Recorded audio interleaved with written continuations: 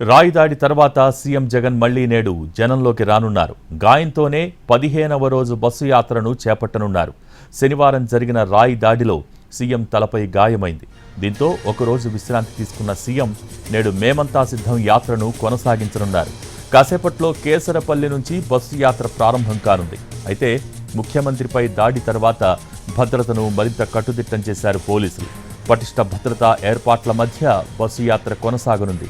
CM Jagan భద్రతపై నిఘా విభాగం కీలక సూచనలు చేసింది. క్రేన్లు, భారీ గజమాలల్ని తగ్గించాలని సూచించింది. మరీ అవసరమైతేనే జగన్ బస్సు పరిసరాల్లోకి నేతలు, కార్యకర్తలను అనుమతించాలని తెలిపింది. వీలైనంత వరకు బస్సులో కూర్చునే యాత్ర చేయాలని నిఘా వర్గాలు సూచించాయి. అంతేకాకుండా సభల్లో ర్యాంప్ వాక్ కూడా చేయొద్దని సూచించింది.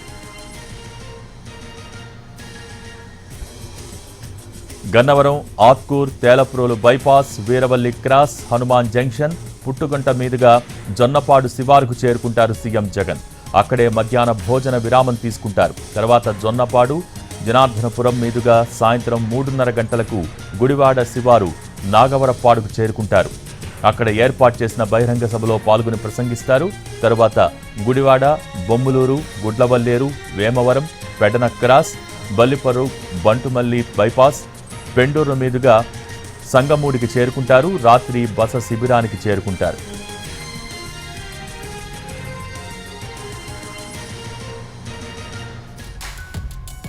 సీఎం జగన్ను కలవటానికి పెద్ద సంఖ్యలో నేతలు వస్తున్నారు. గన్నవరం సీఎం బస చేసిన క్యాంపుకు మాజీ మంత్రి బాలినేని, ఎంపీలు కేసినేని నాని, అయోధ్య రామిరెడ్డితో పాటు ఇతర నేతలు వచ్చారు.